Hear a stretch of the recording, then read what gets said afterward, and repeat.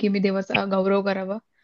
यावेळेस आपण सर्वजण आपले हात जोडूया, आपले अंतःकरण आपण देवाजवळ आणूया आणि आपण पूर्ण अंतःकरणाने, पूर्ण चित्ताने, पूर्ण बुद्धीने आपण पिता, येशू आणि पवित्र आत्म्याची स्तुती आणि आराधना करूया. प्रभू तुझ्या नावाला मी धन्यवाद देतो प्रभू. धन्यवाद पिता, धन्यवाद येशू, धन्यवाद पवित्र आत्मा माझ्या देवा सुंदरच्या समयाबद्दल. तो आम्हाला मदत कर प्रभू. आम्ही स्वतःला येशूच्या नावात we seal ourselves with the blood of Jesus आणि आम्ही तुझ्या समोर येतो माझ्या प्रभू. आमचा तू स्वीकार कर माझ्या प्रभू. आम्ही जे काही गाणार आहोत माझ्या प्रभू, हे स्वर्गामध्ये धुपासारखं तुला मान्य होऊ दे माझ्या प्रभू आणि एक उत्तम ऑल्टर आमच्याकडनं तुला सादर होईल असं होऊ दे माझ्या देवा. धन्यवाद पिता, धन्यवाद येशू, धन्यवाद पवित्र आत्मा. थँक यू फादर माझ्या प्रभू. तू एक उत्तम पिता आहेस, तू एक चांगला बाप आहेस माझ्या प्रभू, जो आम्हाला कधी सोडत नाही, आम्हाला कधी टाकत नाही माझ्या प्रभू. तो आमचे पाप आठवत नाही माझ्या प्रभू, पण तू एक उत्तम पिता या नात्याने तो आम्हाला प्रत्येक वेळेस जवळ घेतोस माझ्या प्रभू. माझ्या प्रभू त्या उधळ्या पुत्रासारखं आम्ही किती जरी तुझ्यापासून लांब गेलो माझ्या देवा, तर तू प्रत्येक वेळेस आमची वाट बघतोस की आम्ही कधी तुझ्या जवळ येऊ आणि तू प्रत्येक वेळेस तू आम्हाला धुवून शुद्ध करून तू आम्हाला एक्सेप्ट करतोस माझ्या प्रभू.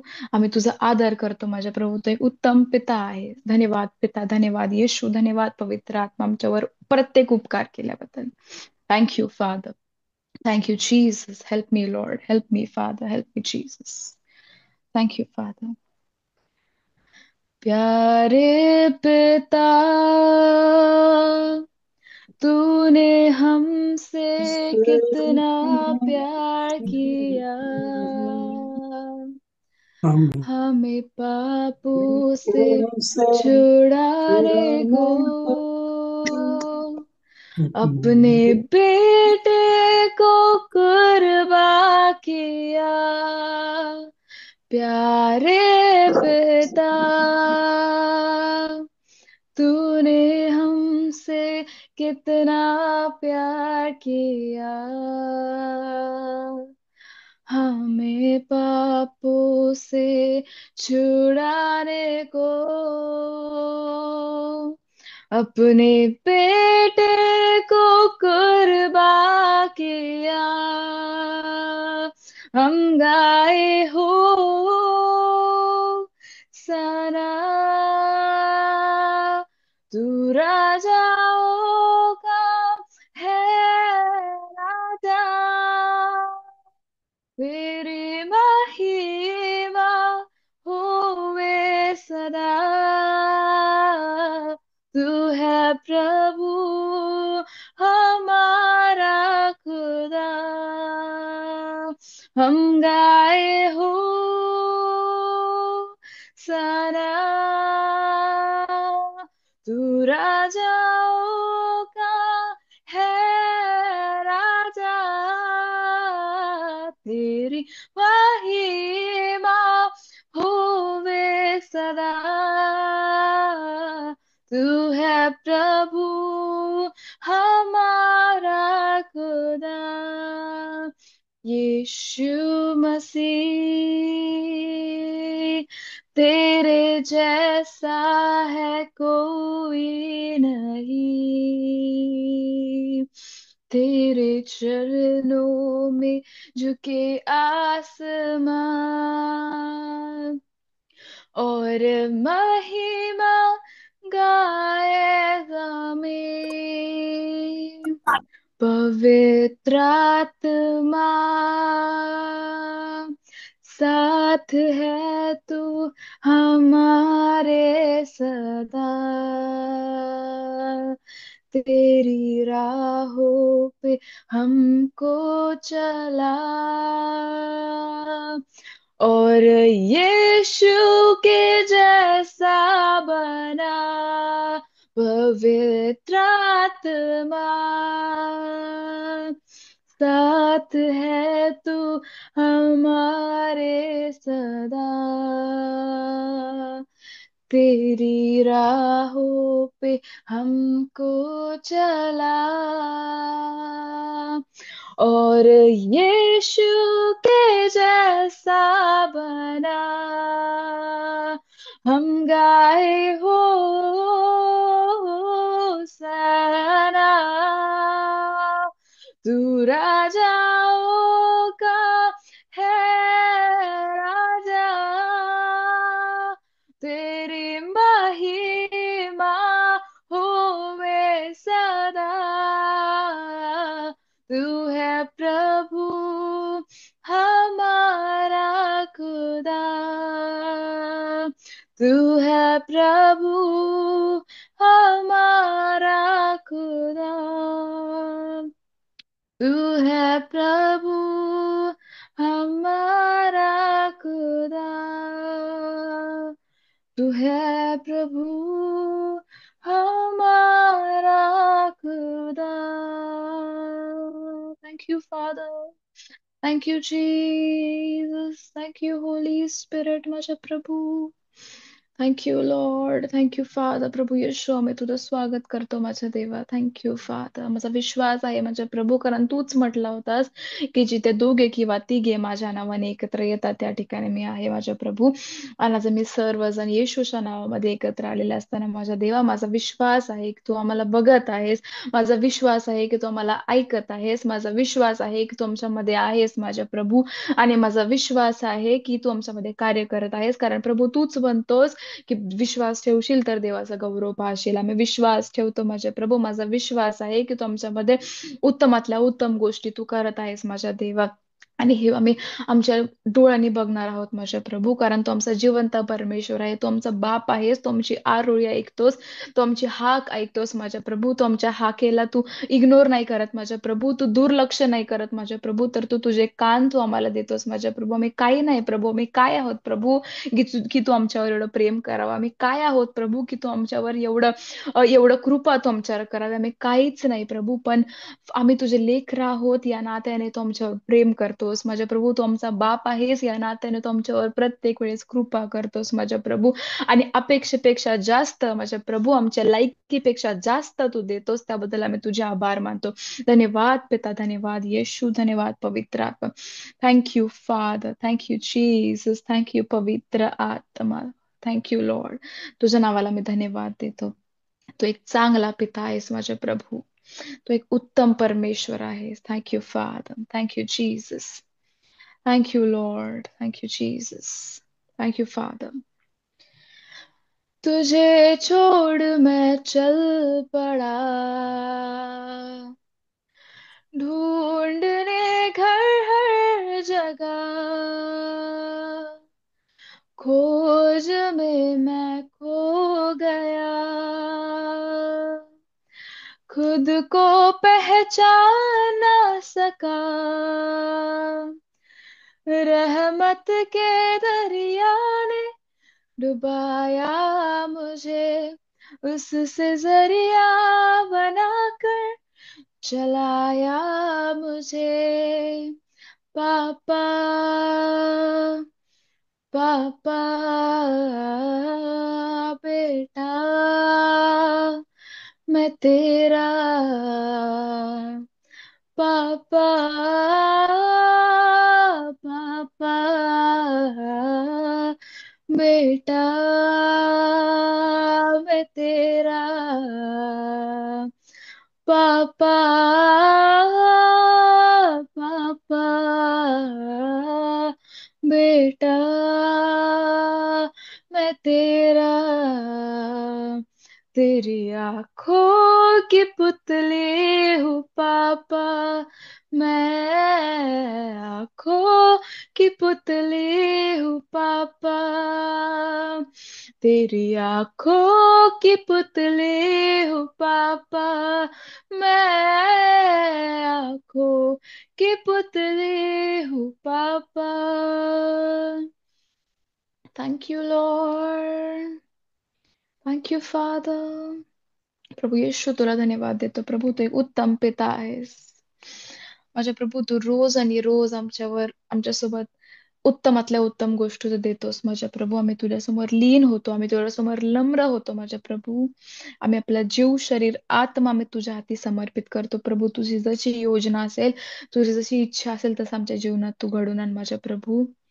आणि जोपर्यंत ह्या शरीरात श्वास आहे माझ्या प्रभू, तोपर्यंत आमच्याकडनं उत्तमातल्या उत्तम गोष्टी तुला दिल्या जाऊ द्या माझ्या प्रभू. आम्ही काय देणार प्रभू हे मनुष्याच्या नात्याने? आम्ही तुला फक्त धन्यवाद देऊ शकतो.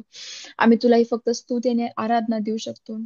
आम्ही तुला एक चांगलं आयुष्य जगून दाखवू शकतो माझ्या प्रभू, आणि पण तुझ्या मदतीशिवाय आम्ही काहीच नाही करू शकत माझ्या प्रभू. आम्हाला तू मदत कर माझ्या प्रभू. एक उत्तम आयुष्य जगण्यासाठी तू आम्हाला मदत कर. जेणेकरून जेव्हा पण तू तुझ्या वैभवाने येशील माझ्या प्रभू, तेव्हा तू असं म्हणावं की भला माझा विश्वास उदासा, तू एक चांगला युद्ध लढलंस. माझ्या प्रभू, एक चांगला युद्ध लढण्यासाठी आम्हाला मदत कर माझ्या प्रभू. आणि आमचा विश्वास आहे की तुमचा बाप आहेस, तुमचा पिता आहेस, तो आमच्या प्रत्येक वेळेस सोबत असतो. आम्ही तुझ्यावर विश्वास ठेवतो माझ्या देवा. आज आम्ही तुझी मदत मागतो आणि आमचा विश्वास आहे की माझ्या प्रभू, ज्या ज्या वेळेस आम्ही तुला हाक मारतो त्या त्या वेळेस तू आमच्यासाठी धावून येतोस. मी तुझ्या नावाला धन्यवाद देतो माझ्या प्रभू. आम्हाला स्तुती करण्यासाठी तू मदत केलीस, तुझ्या नावाला धन्यवाद देतो. येणारं वचन हे तुझ्या दासाच्या द्वारे नव्हे माझ्या प्रभू, तर तुझ्या पवित्र आत्म्याच्या द्वारे असू दे. आणि ते समजणारा बुद्धी अंतःकरण तुम्ही प्रत्येकाला तो पुरून दे. आणि आमच्याद्वारे फक्त पिता येशू आणि पवित्र आत्म्याचा गौरव केला जाऊ दे. उपकार मानतो प्रभू सर्व गोष्टीबद्दल, या सुंदर समाबद्दल मी तुझ्या धन्यवाद देते. उपकार मानतो प्रभू. आम्ही सर्व वेळ काळ तुझ्या हाती देतो आणि येशूच्या नावात प्रार्थना करते, म्हणून तू स्वीकार पित्या. एमॅन. आमेन. थँक्यू सिस्टर, सुंदरशा उपकार स्तुती आराधनेबद्दल. प्रभू तुम्हाला थँक्यू. आशीर्वाद देतो. थँक्यू. आपण पुढे जाऊया. पुढे आपल्यामध्ये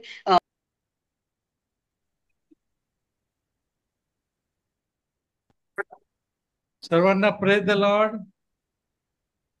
आज या संधीबद्दल आम्ही देवाचे आभार मानतो. या संधीबद्दल हाऊस ऑफ दुबई, आमचे विजू दादा आणि शिलाताई आणि आपण सर्वजण जे आज आज एकत्र आलेला आहात फादर्स डे निमित्ताने, याबद्दल प्रभू येशूच्या नावामध्ये आपल्या सर्वांचं मी स्वागत करतो. प्रभू येशूच्या नावामध्ये आपल्या प्रत्येक कुटुंबाला हा फादर्स रविवार येणारा आशीर्वादाचा व्हावा, याकरता परमेश्वराकडे प्रार्थना करतो. आणि विषय जो आजचा आहे की आपल्या पूर्वजांचं, आपले जे फोर फादर अब्राहम, इसाक आणि याकोब यांची आमच्या ख्रिस्ती जीवनामध्ये काय भूमिका आहे, कशा प्रकारे पवित्र शास्त्रात त्यांच्या उदाहरणाने आम्हाला आमच्या जीवनामध्ये एक आदर्श पिता, आदर्श मम्मी या नात्याने हे जीवन जगता येईल. मे महिन्यामध्ये आपण मदर्स डे पाळला होता, त्यावेळी देवाचं वचन सांगण्याची संधी मला मिळाली. आणि आता रविवारी जो फादर्स डे आहे त्या निमित्तानं आजच हाऊस ऑफ दुबईच्या माध्यमातून आपण फादर्स डे बद्दल विचार करणार आहोत. अतिशय चांगला विषय आहे, समजण्यासारखा आहे. कारण ज्यावेळेस आम्ही आमच्याकडे पाहतो, या सृष्टीकडे पाहतो, त्या सृष्टीकडे की परमेश्वराने त्याची उत्तम अशी ही रचना केलेली आहे. आणि पवित्र शास्त्रात सांगितल्याप्रमाणे की त्याने जे जे उत्पन्न केलं ते चांगलं उत्पन्न केलं ना. देवाने जे जे चांगलं केलं ते देवाच्या सेवेकरता, इतरांच्या सेवेकरता त्याने ह्या पृथ्वीचा केला. आणि विशेषतः आम्ही पाहतो मानव जातीच्या निर्मितीबद्दल आम्ही देवाचे आभार मानतो की आजही कोणीही आरशापुढे उभा राहिल्यानंतर त्याला वाटतं की मी, माझ्यासारखा सुंदर कोणीच नाही, माझ्यासारखा सुंदर बोलणारा कोणी नाही, माझ्यासारखा सुंदर गाणारा, सेवा करणारा. कारण आम्ही परमेश्वराची उत्तम अशी निर्मिती आहोत. आणि दुःखाच्या शुभवर्तमानामध्ये म्हटलेलं आहे की you are precious sight of God, तुम्ही देवाच्या दृष्टीने अनमोल आहात ना. आणि म्हणून कदाचित या जगामध्ये आपल्याला तशा प्रकारे वागवलं जात नाही, परंतु पवित्र शास्त्र आम्हा सर्वांचा सन्मान करतं आणि आम्ही त्याची उत्तम निर्मिती आहोत. आम्ही पाहतो की उत्पत्तीमध्ये त्याने आदाम आणि हवेला आशीर्वादित केलं की फलद्रूप व्हा. आणि अशा प्रकारे आम्ही पाहतो की एक कुटुंब व्यवस्था उत्पत्तीमध्ये परमेश्वराने प्रस्तावित केली. किंवा किंवा आदामाच्या भाषेमध्ये नर आणि नारी या प्रकारे त्याने ती व्यवस्था केलेली आहे. आणि म्हणूनच संत पाऊल म्हणतो की विवाह हा आदरणीय आहे. किंवा येशूने म्हटलं की ज्यांना देवाने जोडलं आहे त्यांना कोणीही वेगळं करू शकत नाही. आणि अशा प्रकारे आम्ही पाहतो की पुरुष आपल्या आई बापाला सोडेल आणि या प्रकारे ते एक देह होतील आणि कुटुंबाची स्वतंत्र व्यवस्था परमेश्वराने त्या ठिकाणी आम्हाला निर्माण केलेलं आहे. स्तोत्र 99 मध्ये देखील आज आम्ही ऐकलं की परमेश्वर कशा प्रकारे युगायुगामध्ये अब्रामाचा देव, इसाकाचा देव, याकोबाचा देव या प्रकारे कार्य करतो. आणि परमेश्वरावर दाविदाने भाव ठेवलेला आहे आणि यासोबत त्याने आपल्या सर्व भक्त जनांना त्याच्यावर भाव ठेवायला शिकवला आहे. आणि म्हणून दाविदाने अनेक स्तोत्र, कौटुंबिक स्तोत्र आहे, कुटुंबाबद्दलचे आहे.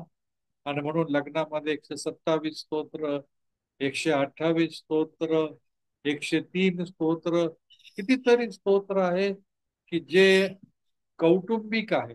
आणि आम्ही देवाला धन्यवाद देतो की यामधील जे सर्व नाम आहे, प्रोनाउन्स, मी, मला, माझे, तू, तुला, तुमचे, या प्रकारे आम्हाला त्या स्तोत्रांबरोबर वाहण्याचा, स्तोत्रांमध्ये रममान होण्याची चांगली संधी आहे.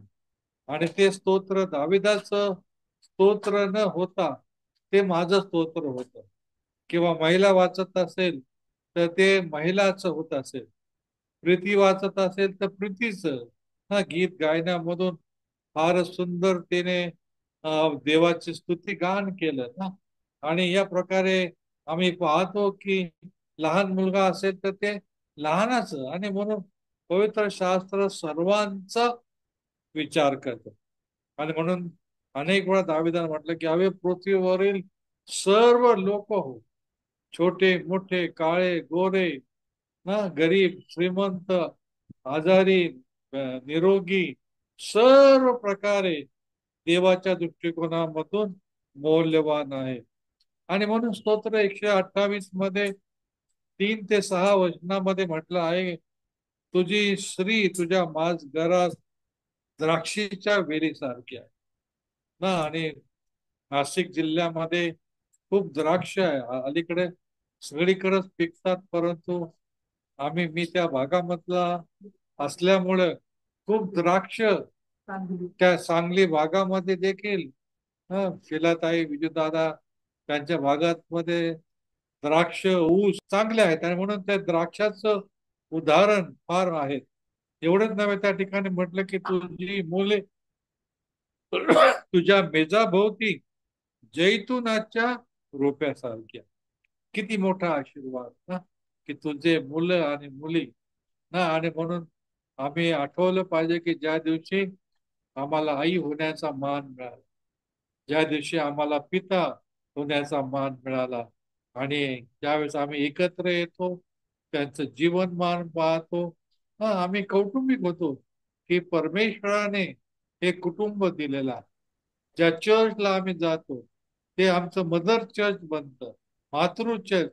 आणि या प्रकारे आध्यात्मिकतेमध्ये, कौटुंबिकतेमध्ये आम्हाला वाढण्याची उत्तम संधी प्राप्त होते. कारण देवाच्या दृष्टिकोनामधून फॅमिली, देवाच्या दृष्टीने कुटुंब अतिशय महत्वाचं आहे.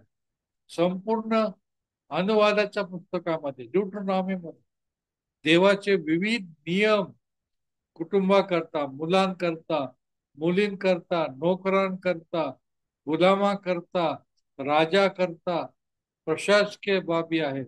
कौटुंबिक बाबी आहेत, आरोग्याच्या बाबी आहेत. आणि विशेषतः 4थ्या अध्यायामध्ये 9 आणि 10 मध्ये आम्ही पाहतो की मोशेने इस्रायल लोकांना बोध केलेला आहे. आणि त्या ठिकाणी म्हटलेलं आहे की सावध राहा, स्वतःला जप आणि तुझ्या पुत्र पौत्रांना हा जो बोध आहे तो विदित कर. विदित करणं म्हणजे फक्त सांगणं नाही, त्यांच्याकडून ते करून घेणं, याला विदित करणं असं म्हणतात ना. आणि अशा प्रकारे आम्ही पाहतो की कौटुंबिक बोध इस्रायलाच्या या प्रजेला देवाने दिलेला आहे.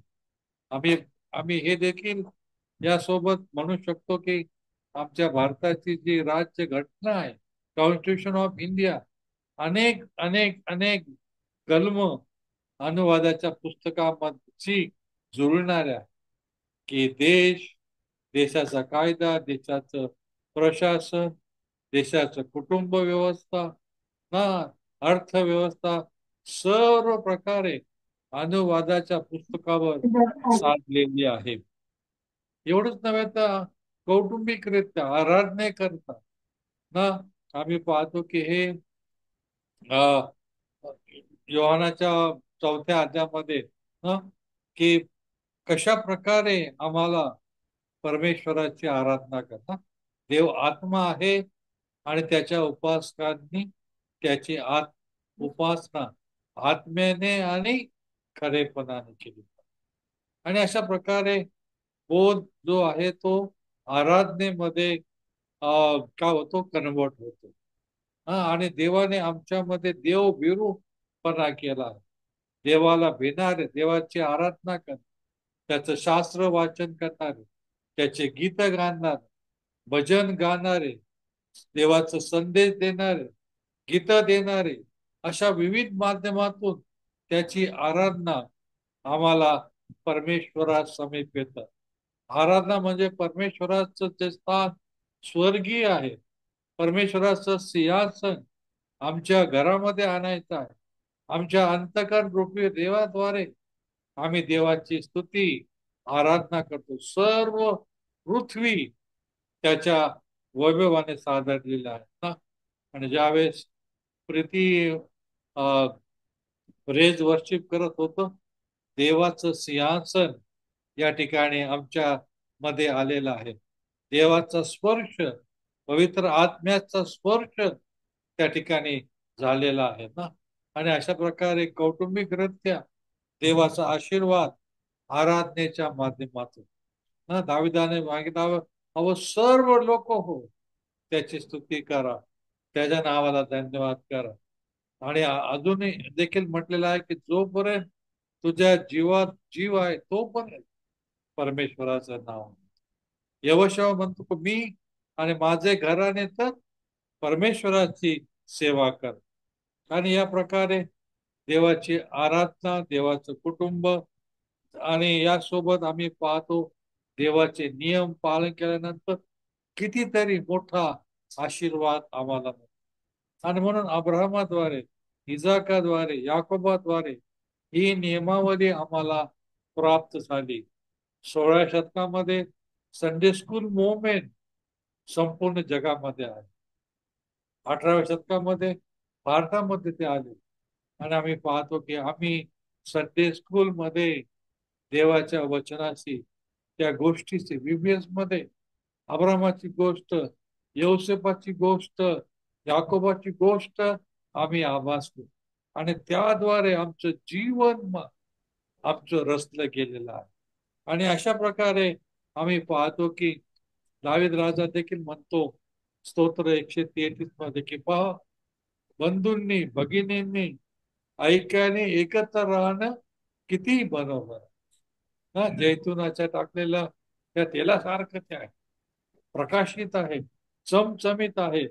आणि अशा प्रकारे कुटुंबाची एकता, कुटुंब व्यवस्था, एकत्र कुटुंब पद्धती त्या काळापासून प्रस्थापित करण्यात आलेल्या आहे.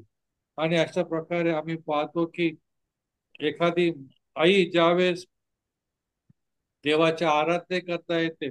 संपूर्ण कुटुंब देवाच्या सानिध्यामध्ये जातात, त्याची आराधना करतात. आणि म्हणून दाविदाने जे म्हटलं की खरोखर बंधूंनी भगिनींनी ऐक्याने एकत्र राहणं किती मनोरम मनोहर. आणि एवढेच नव्हे तर आम्ही पाहतो की या प्रकारे देवाची ही योजना आमच्या करता आम्ही काय होतो ना, कशा प्रकारे देवाने त्याच्या वचना करवी, गीता करवी परमेश्वराकडे आणलं, तारणाचा मुक्तीचा मार्ग आम्हाला दिला, आमचं शिक्षण देवाने केलं आणि नोकरी दिली. आणि अशा प्रकारे ही कुटुंब व्यवस्था आज प्रस्थापित झालेली आहे.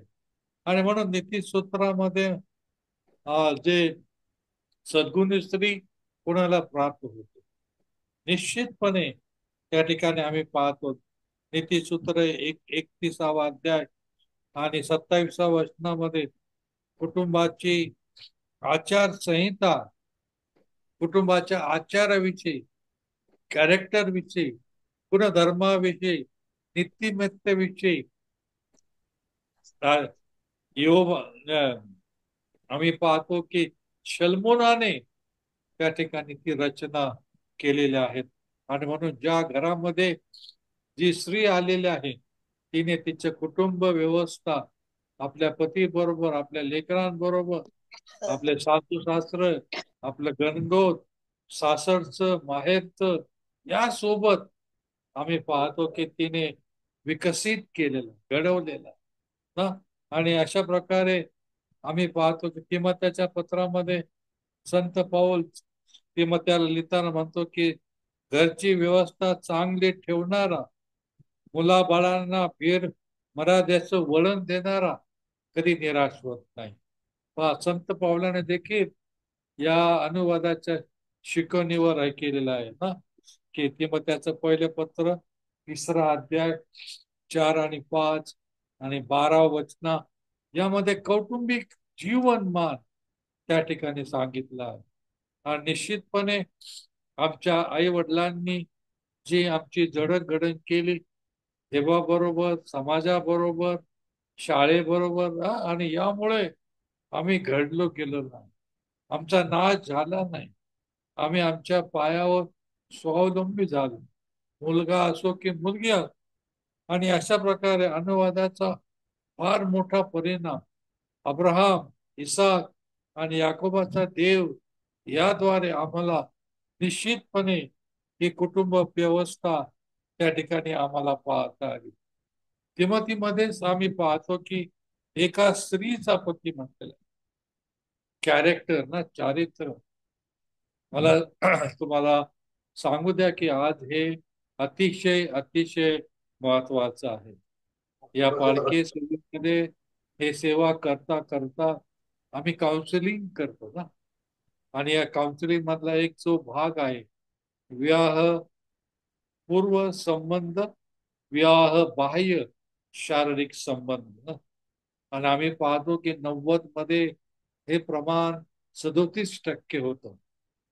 आज 50च्या पुढे ते गेलं, 57, 58, 60 पर्यंत ना. की या प्रकारे पुरुषांकरता ना, आता जी बायको 10 वर्षापूर्वी, 25 वर्षापूर्वी केली, जे लेकर झाले ते आपापल्या याच्यामध्ये रममान आहे.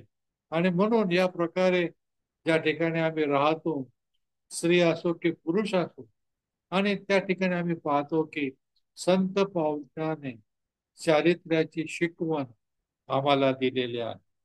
आणि ज्या ठिकाणी आम्ही उभा राहतो त्या ठिकाणी आमचं चारित्र्य, कॅरेक्टर ना, सरकारची काय अपेक्षा आहे की कॅरेक्टर सर्टिफिकेट आहे का तुम्हाला चौकशी करताना.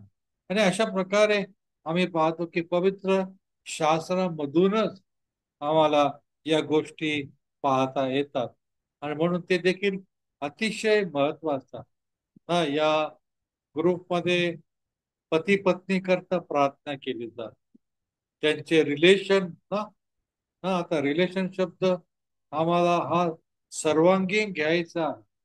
आमचे शारीरिक संबंध, आमचे कौटुंबिक संबंध, आमचे आत्मिक संबंध आमचे शैक्षणिक संबंध, आमचे व्यावहारिक संबंध कशा प्रकारे पती पत्नीला जोडणारे आहे, आमच्या कुटुंब व्यवस्थाला एक उच्च स्थानावर नेणारे आहेत ना. आणि अशा प्रकारे आम्ही पाहतो की त्याने पवित्र शास्त्राने ही बाब आम्हाला उत्पत्तीच्या पुस्तकापासूनच आम्हाला दिलेले आहे.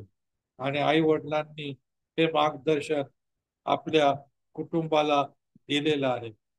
आणि अशा प्रकारे आम्ही पाहतो की कौटुंबिक जीवनामध्ये अनेक घडामोडी होतात. शास्त्र चांगल्या चांगल्या गोष्टी आम्हाला सांगतं, पण तरी देखील अपराध आहे, तरी पाप आहे, सत्ता आहे ना, धोका आहे, पैशाचा दुरुपयोग आहे, कलेचा दुरुपयोग आहे. आणि अशा अवस्थेमध्ये परत एकदा कौटुंबिक जीवनामध्ये आम्ही पाहतो की सैतान हा गरजणाऱ्या सिंहासारखा आम्हाला गिळणार आहे, आमचा नाश करणार आहे, आमची कौटुंबिक जीवन व्यवस्था उद्ध्वस्त करणार आहे.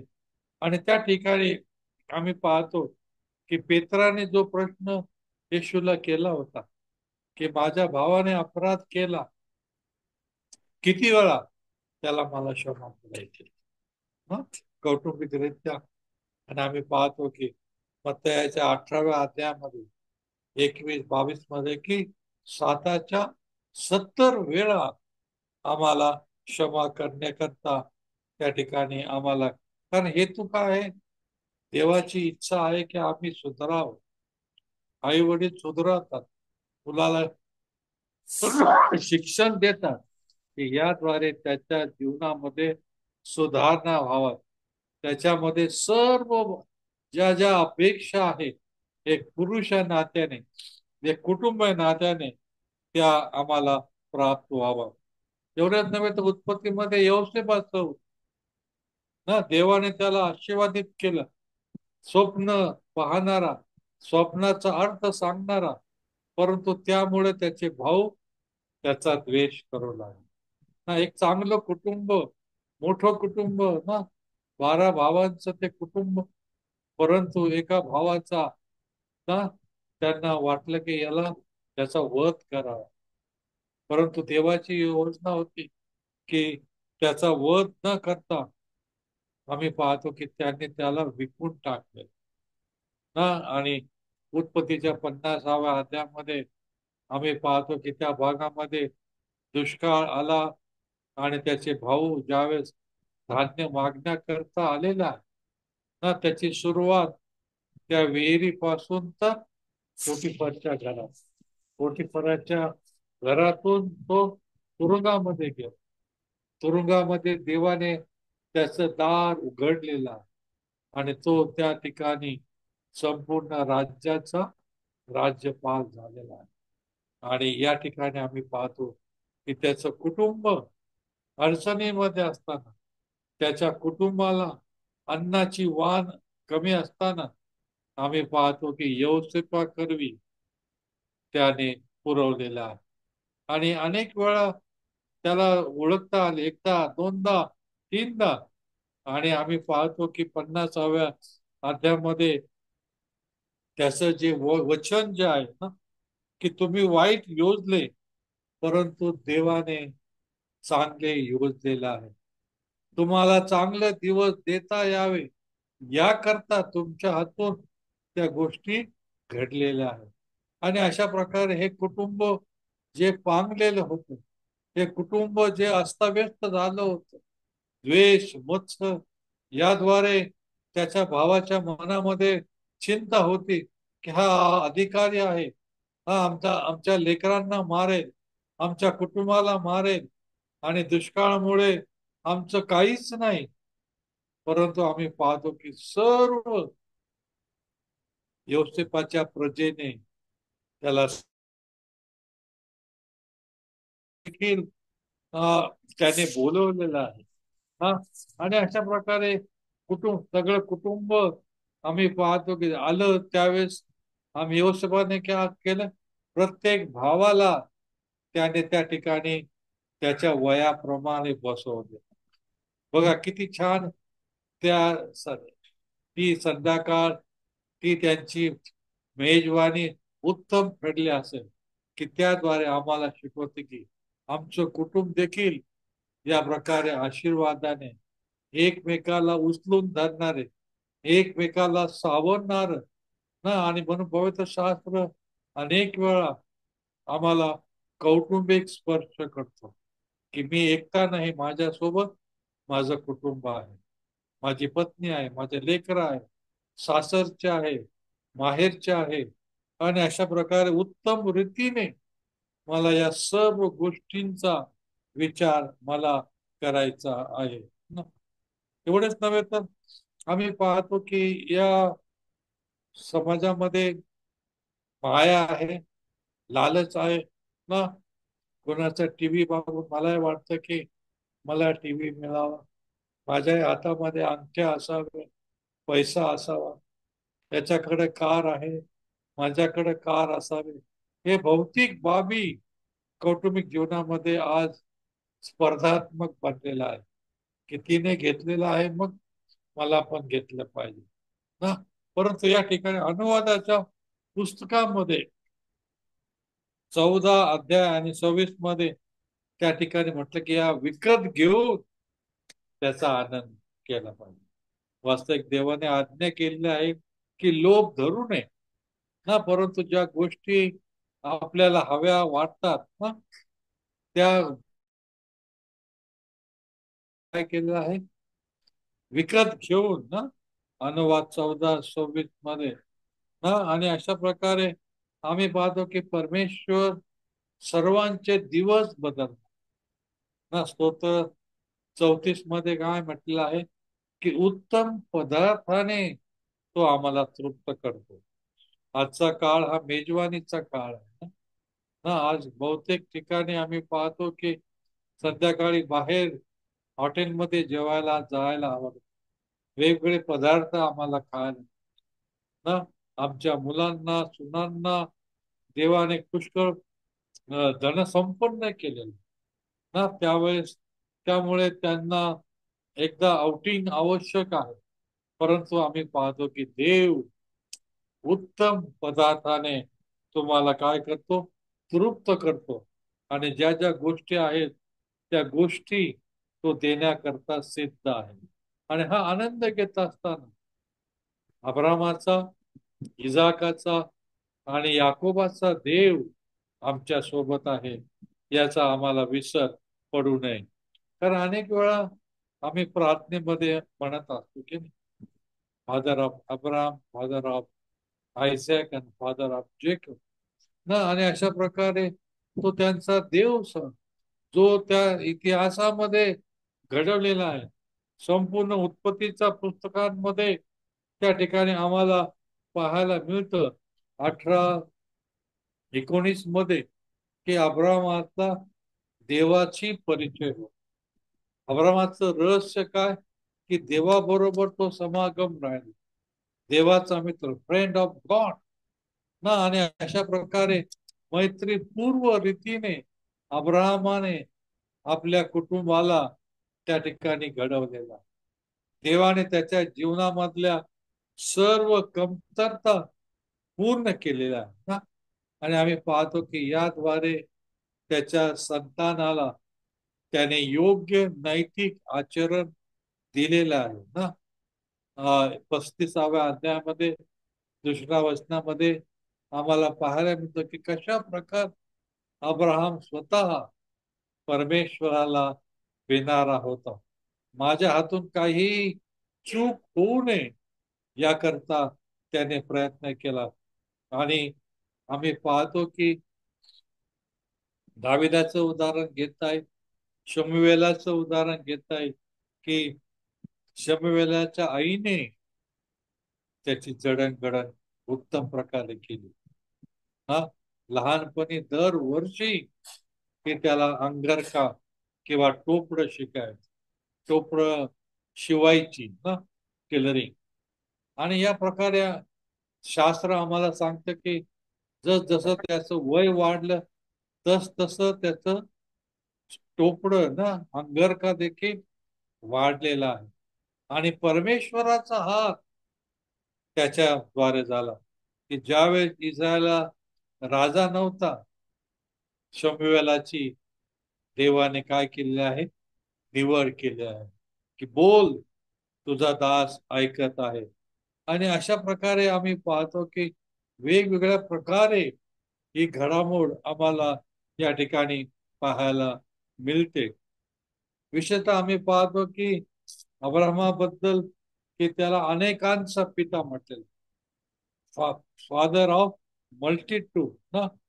आणि उत्पत्ती 11:26 मध्ये, 12:6 मध्ये कनानामध्ये एक सन्मानित व्यक्ती म्हणून अब्रामाचं काम होतं ना.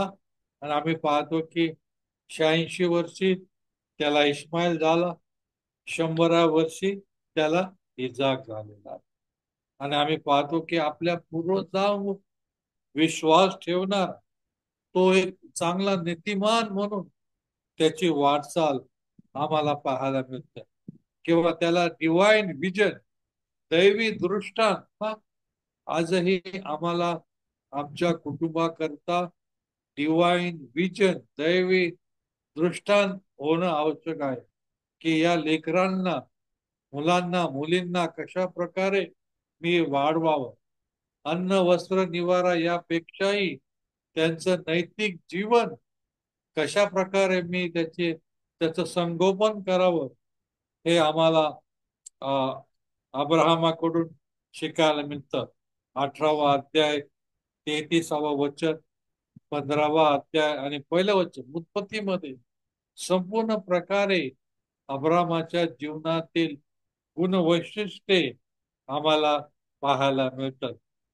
आणि विशेषतः 22व्या अध्यायामुळे जो मुलगा दिला इजाक, त्याला त्याचं अर्पण करण्याकरता देवाने त्याला आज्ञा केली आहे.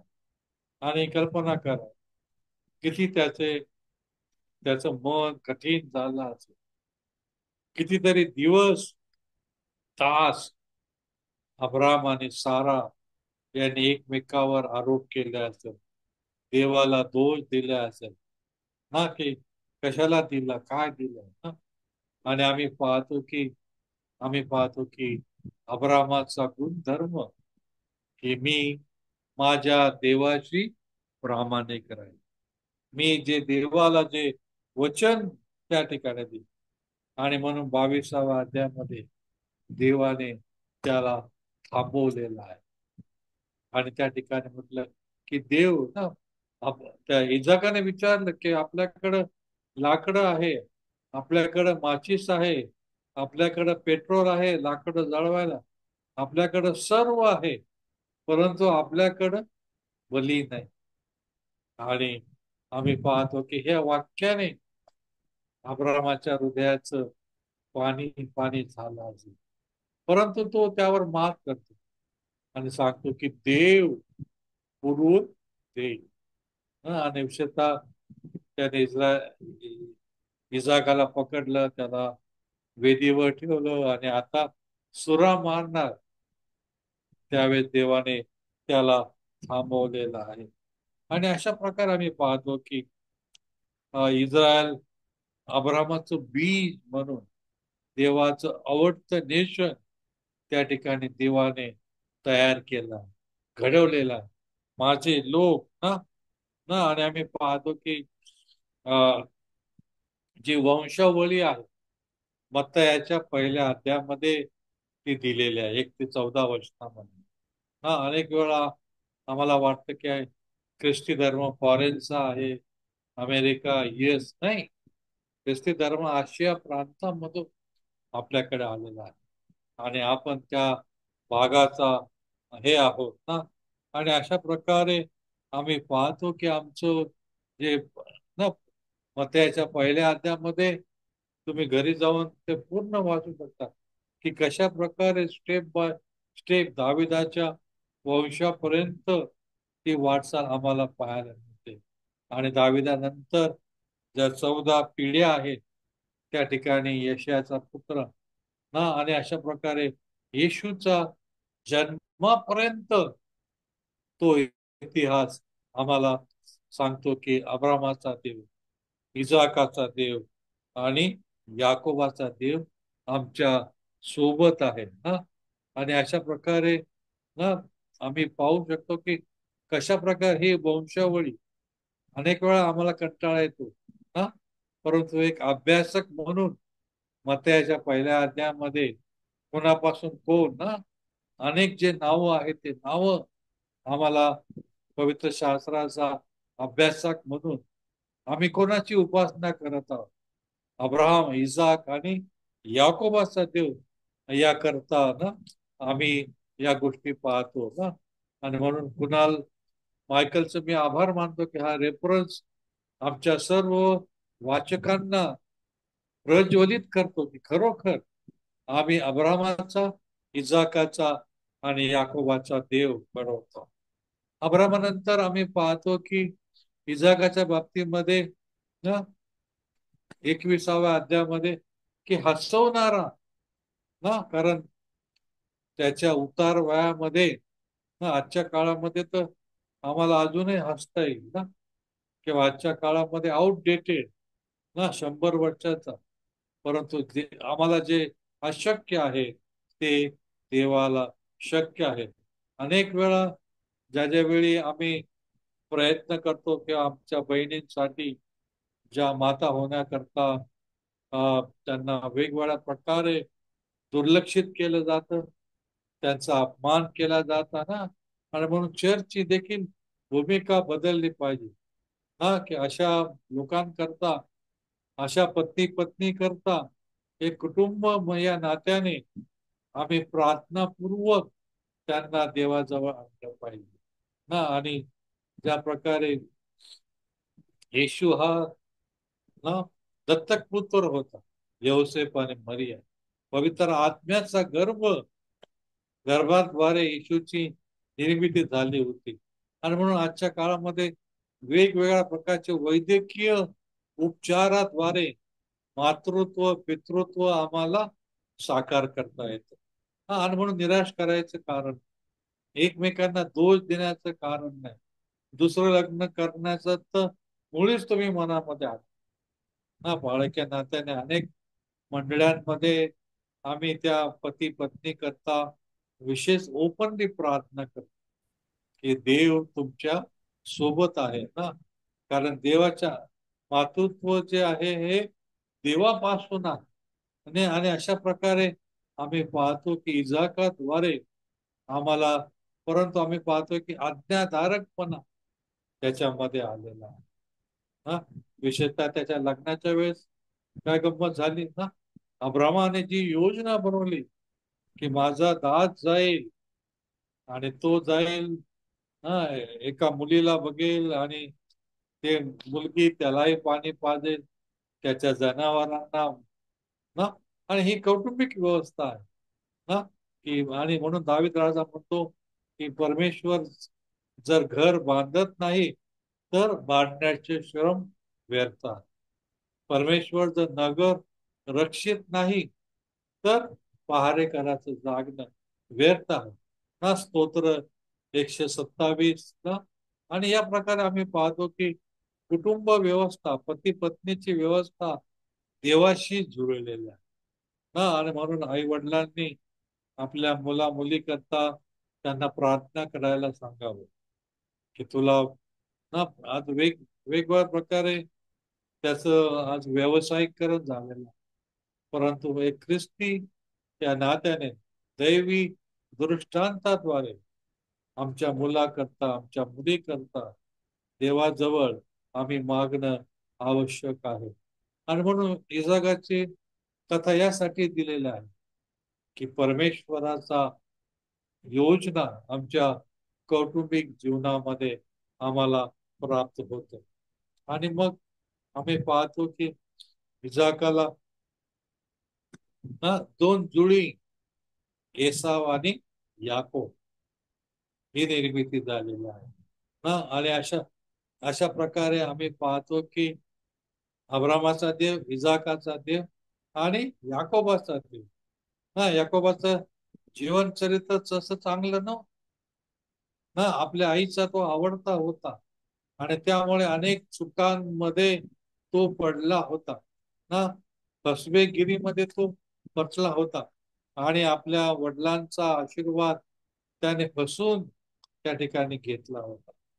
परंतु कालांतराने ज्यावेळेस तो पळून गेला ना, आणि आम्ही पाहतो की त्या ठिकाणी त्याने पश्चातापूर्वक त्या ठिकाणी आम्ही पाहतो की त्याच्याद्वारे देवाचा आशीर्वाद आम्हाला मिळालेला आहे ना. इब्री लोकांचं पत्र 11 आणि 20 मध्ये एक कौटुंबिक आशीर्वाद त्याने तुमच्या करता आणि मला आमच्या करता इजाकाद्वारे दिलेला आहे. आणि इजाकाद्वारे याकोब आणि विशेषतः याकोबाद्वारे जे 12 वंश झालेला आहे आणि त्या वंशजामधून प्रभू येशूचा आमच्या जगाकरता, जगाचा उद्धार करण्याकरता, जगाला तारण्याकरता जो मार्ग आहे तो मार्ग आम्हाला प्राप्त होतो की योहान 3:16 प्रमाणे कोणाचा नाश होऊ नये तर सर्वांना सार्वकालिक जीवन प्राप्त व्हावं याकरता ना ना किंवा पत्रांमध्ये म्हटलं की प्रत्येक गुडघा येशूच्या नावामध्ये टेकला पाहिजे. प्रत्येक जिभेने येशू ख्रिस्त हा प्रभू आहे हे कबूल केलं पाहिजे. आणि या प्रकारे शारीरिक आणि आत्मिक दोन्ही रीतीने अब्रामाच्या आणि इसाक आणि याकोबाच्या देवावर आम्ही अवलंबून आहोत ते विसरून चालणार नाही. आणि विशेषतः आम्ही पाहतो की उत्पत्तीच्या 28मध्ये याकोब काय करत आहे, म्हणते देवदूताबरोबर शेवटची प्रार्थना तुम्ही करा. झोंबाझोंबी करत आहे. देवदूताबरोबर तो झोंबाझोंबी करत आहे. आणि या प्रकारे आम्ही पाहतो की त्या ठिकाणी म्हटलं की मी तुला आशीर्वाद दिल्या वाचून राहणार नाही, तुला जाऊ देणार ना. आणि आम्ही पाहतो की पहाटेपर्यंत ना, आणि आम्ही पाहतो की पहाट 4 वाजता, 5 वाजता, 6 वाजता म्हणजे कितीतरी तास, पूर्ण संध्याकाळ, रात्र, मध्यरात्र आणि पहाटपर्यंत तो देवाबरोबर आपला समेट करत होता. आणि याद्वारे आम्ही पाहतो की त्या 12 पिढ्यांना जो आशीर्वाद हवा आहे, जी व्यवस्था त्या ठिकाणी आम्ही आहे ना, पहिले राज्य, दुसरे राज्य, पहिला इतिहास, दुसरा इतिहास, तो वाढण्याकरता आम्हाला त्या ठिकाणी मदत मिळतं. आणि अशा प्रकारे आम्ही पाहतो की आपल्या पूर्वजांच्या, आपल्या गोत्रांचा ना, अनेक वेळा गोत्र पाहतात, कोणत्या पिढीमधून तुम्ही आलेला आहात, कोणत्या पिढीद्वारे हे जीवनमान पुढे जात आहे, कोणत्या प्रकारे आम्हाला या गोष्टी करायच्या आहेत. आणि म्हणून आजच्या या फादर्स डे निमित्त अब्राहम, इजाक आणि याकोब यांच्याबद्दल आम्ही या गोष्टी बघितलेल्या आहेत ना. विशेषतः याकोबाच्या बाबतीमध्ये ज्यावेळेस आम्ही पाहतो ना, आणि विशेषतः आमच्या भारत देशाशी आमचा संबंध आहे ना, आणि म्हणून या गोष्टी मी आपल्याशी शेअर करू इच्छितो ना, की याकोबाने ना त्या ठिकाणी आम्ही पाहतो की सर्व जे दैवत आहे ते 35:2 मध्ये काय दिलं आहे, फेकून दिलेलं आहे. ज्यावेळेस त्याला देवाबरोबर साक्षात्कार झालेला आहे ना ना, आणि आम्ही पाहतो की आम्ही देखील त्याच पिढीमधून आलेला आहोत ना. आमचे पूर्वीचे दिवस ना, आमचे आजोबा, पणजोबा ना, आणि या प्रकारे त्यांनी त्यांचं काय केलेलं आहे, जुनं पण सोडलेलं आहे. प्रभू येशूच्या नावामध्ये ते निघालेले ना. आणि मग आम्ही पाहतो की वेगवेगळ्या प्रकारे कुटुंब व्यवस्था देवाने घडवलेला आहे ना. आणि या प्रकारे आम्ही पाहतो की कशा प्रकारे जे परकीय पण जे होतं ते परक पण हे केलेलं आहे ना. कधी कधी आपल्या भारत देशामध्ये विविध प्रकारचे धर्म आहेत, विविध प्रकारच्या लोकांमध्ये आम्ही राहतो, परंतु ख्रिस्ती या नात्याने परमेश्वराचं आत्मिक कर्तव्य तो आम्हाला या ठिकाणी सांगतो की या युगात ना, आणि म्हणून पाळक या नात्याने आम्ही पाहतो की वेगवेगळे लोक आजारी असतात, प्रार्थनेला येतात ना, आणि म्हणून चंद्रपूर या ठिकाणी सेंट अँड्रू चर्च चंद्रपूर या ठिकाणी अनेक अनेक लोक त्या ठिकाणी प्रार्थनेला येतात ना, आणि एका पाळकाचं घर चर्च कंपाऊंड मध्येच असल्यामुळे साहजिक ते पालकाकडे येतात की प्रार्थना करावी, हे करावी ना, आणि म्हणून आणि कधी पण त्यांना त्यांचं दुःख, त्यांचं संकट काय करतात, पालका करता, चर्च करता हा, चर्च मोठं कंपाऊंड आहे आणि त्या ठिकाणी शेकडो लोक संध्याकाळी येतात, बसतात, प्रार्थना करतात, त्यांच्याकरता मासिक ठेवले जातात, त्यांच्याकरता देवाचं वचन आहे आणि त्यांच्याकरता वेगवेगळे लोक प्रार्थना करतात. आणि म्हणून 2012 ते 2015 मध्ये त्या ठिकाणी असताना एका सायंकाळी 2 मुली प्रार्थनेकरता माझ्याकडे आल्या आणि म्हणाले की आमचे वडील जे आहेत ते खूप आजारी आहेत ना, आणि चर्च जवळ जो दवाखाना आहे त्या ठिकाणी दवाखान्यामध्ये आहे, आयसीयू मध्ये आहे ना, तुम्ही त्यांच्याकरता प्रार्थना करा ना.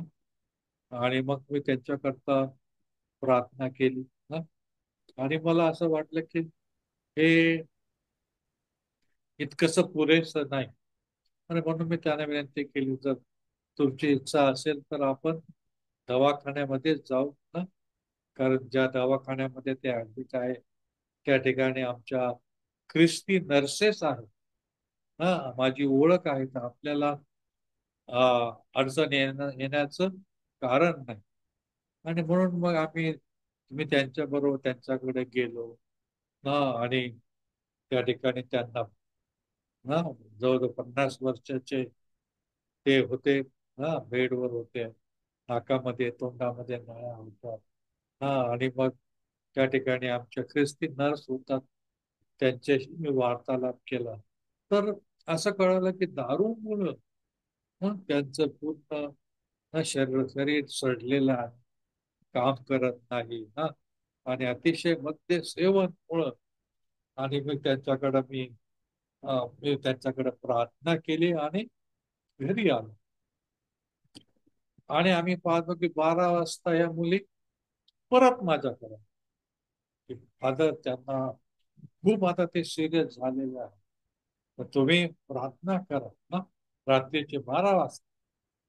आणि म्हणाल की आता रात्री 12 नंतर दवाखान्यामध्ये आम्हाला परवानगी नाही, जरी आमच्या ओळखीचे आहे परंतु नियमावली आहे, आणि म्हणून आपण चर्च मध्ये जाऊ. चर्चच्या दारामध्ये मी त्यांच्याकरता गुडघे टेकून आम्ही तिघही मिळून प्रार्थना, आणि मग 12 वाजता ना त्या ठिकाणी मी गेलो, त्यांच्याशी प्रार्थना केली आणि घरी आलो ना. 2 वाजता त्या परत आल्या, म्हणाले की तुमची आमची प्रार्थना देवाने ऐकलेली आहे हा, आमची प्रार्थना देवाने ऐकली आणि त्यांना आता पुष्कळ पुष्कळ बरं वाटलं. आणि अशा रीतीने मी त्यांना सांगितलं की आता एवढ्या नाही, तुम्ही वेळोवेळी येऊन, रविवारचं आमचं चर्च असतं, बुधवारी चर्च असतं, शुक्रवारी चर्च असतं, आठवड्यामधून 3 दिवस असतात, तर तुम्ही चर्चमध्ये येऊन गाणे का, देवाचं वचन काय आहे हे ऐकत.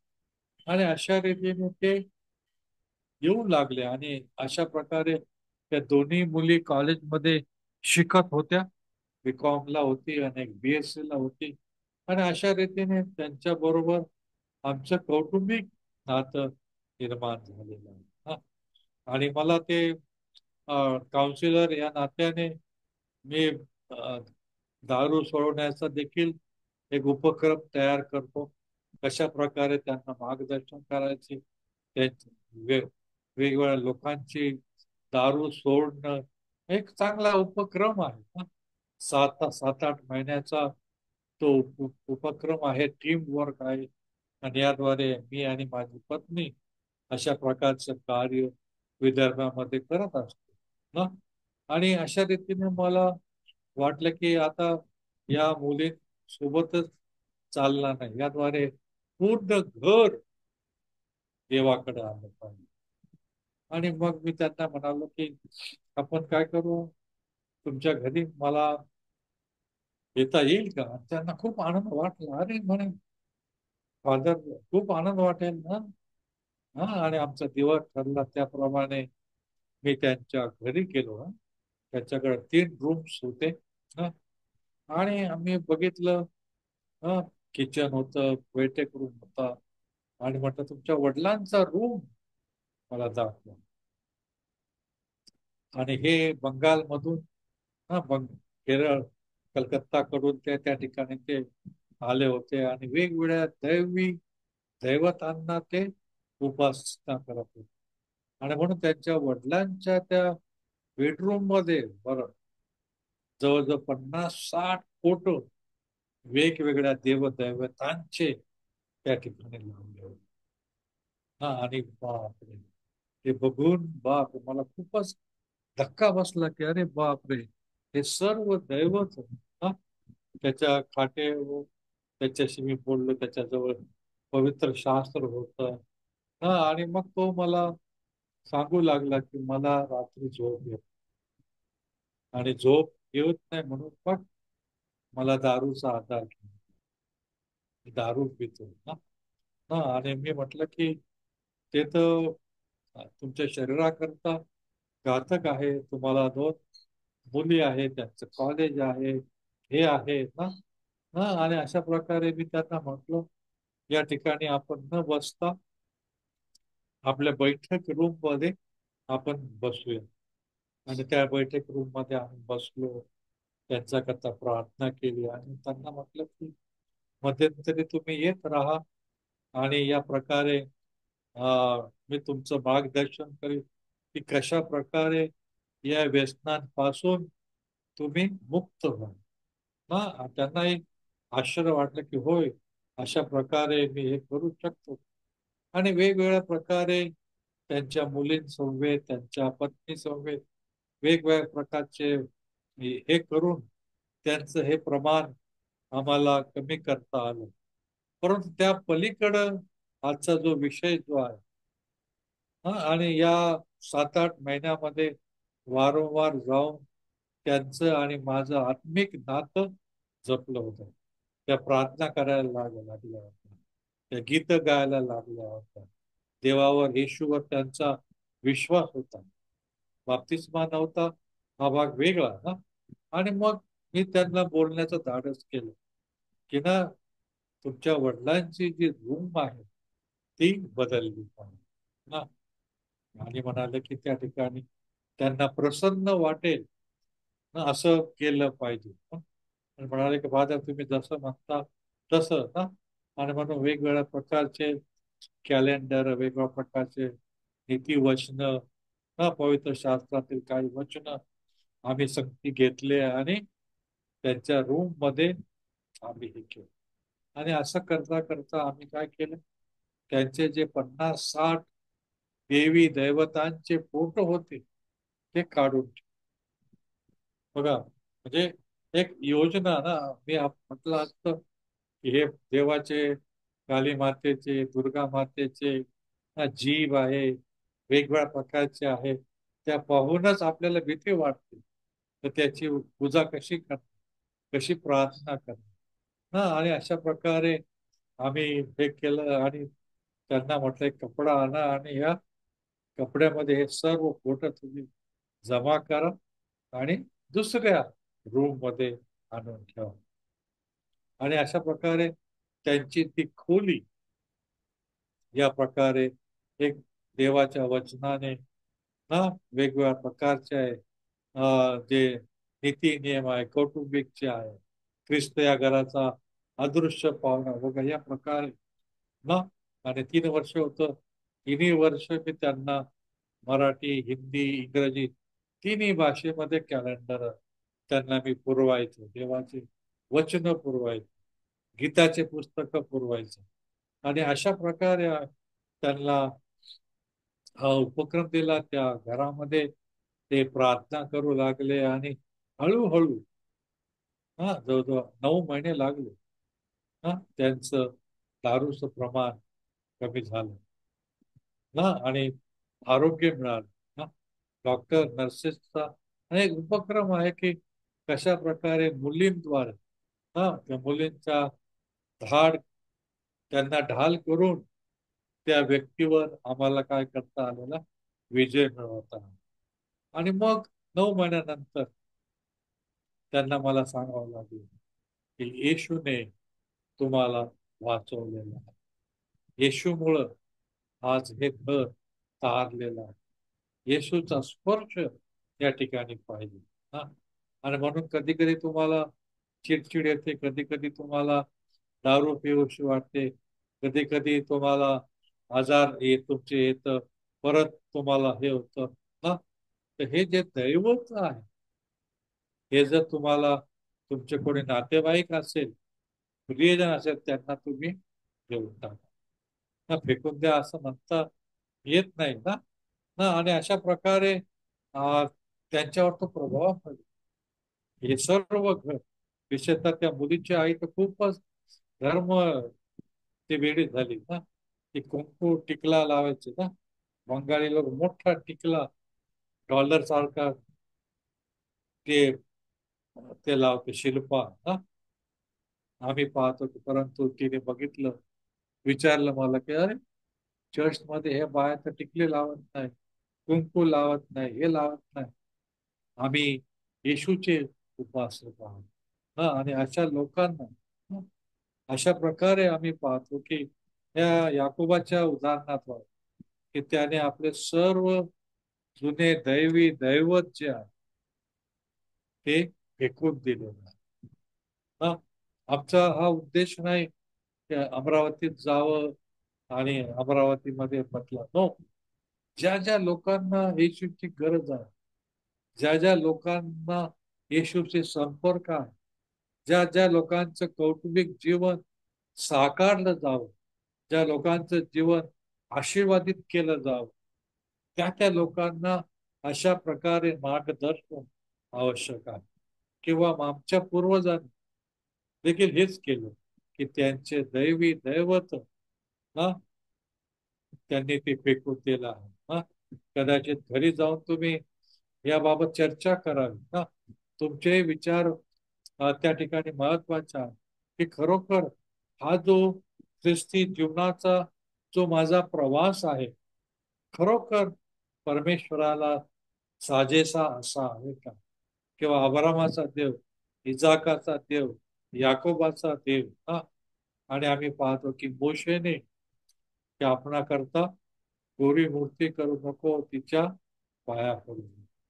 शब्दात दिवस पवित्रपणे लोभ धरू नको, चोरी करू नको व्यभिचार करू. सर्व कौटुंबिक जीवनाचा आधार त्या ठिकाणी आम्हाला दिलेला आहे. आणि ज्यावेळेस आम्ही पाहतो की या 10 आज्ञांमध्ये पहिला 5वा भाग परमेश्वराबाबत आहे की माझं परमेश्वराबाबतच जे कर्तव्य आहे, शब्दात दिवसापासून देवाची खोटी शपथ वाहू नये, शब्दात दिवस पवित्रपणे पाहा. आणि मग चोरी, लोभ, मूर्तीपूजा, व्यभिचार, खोटी साक्ष या कौटुंबिक, मी देवाला जबाबदार आहे, मी माणसाला, ज्या ज्या लोकांशी मी निगडीत आहे त्या त्या लोकांशी मी संबंधित आहे. आणि अशा प्रकारे एक सार्वत्रिक उपासना अब्रामाचा देव, इजाकाचा देव आणि याकोबाचा देव या प्रकारे आम्हाला साकार करायचा आहे. आणि अशा प्रकारे आज या वेळेमध्ये फादर्स डे या निमित्ताने आपल्या कुटुंबाला आपण धन्यवाद देऊ. आज मी जो आहे माझ्या आई वडिलांमुळे, त्यांनी केलेल्या संस्कारामुळे किंवा माझा मुलगा सुनबाई जे उच्च पदावर आहे त्यांचे संस्कार जे आम्ही त्यांच्यावर केले आणि अशा प्रकारे एका पिढीपासून दुसऱ्या पिढी ना, आणि म्हणून आज कौटुंबिक चर्चा व्हायला हवे ना. किंवा मला आवडेल की अजून 5 मिनिटं आपले विचार या ठिकाणी म्यूट आहेत हे अनम्यूट करून आपण हे विचार एकमेकाला केले पाहिजे आणि आपली कुटुंब व्यवस्था प्रभू येशूच्या नावामध्ये मजबूत केले पाहिजे ना. आणि म्हणून आज या ठिकाणी उपस्थित असलेल्या सर्व फादर्सला त्याच्या कुटुंबाला फादर्स डेच्या येणारा जो रविवार आहे मी हार्दिक शुभेच्छा देतो. एक आदर्श कुटुंब म्हणून जगण्याचा आपण प्रयत्न करूया. या संधीबद्दल आमचे शिलाताई आणि विजू दादा यांचे मी आभार मानतो. विशेषतः जी प्रेज वर्शिप खूपच छान झाली. प्रीती देवबाप तुला आशीर्वादित करो आणि सर्व प्रकारच्या गुण संपन्नाने तो तुझं जीवन तो काय करो फलदायी करो. देवाला मान महिमा आणि गौरव आता आणि सदा सर्व काळ असो. आमेन. आमेन.